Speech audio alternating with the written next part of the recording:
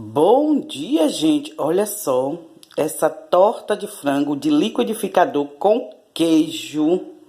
Gente, está uma delícia. Já botei uma camada de massa, já fechei a massa toda de frango e vou botar mais outra camada de massa.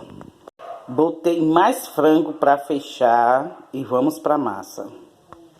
Já coloquei, ó, essa camada de massa, agora vai mais camada de frango e queijo. Já fechei, ó, bem fechada a assadeira toda de frango. Agora vou botar o queijo.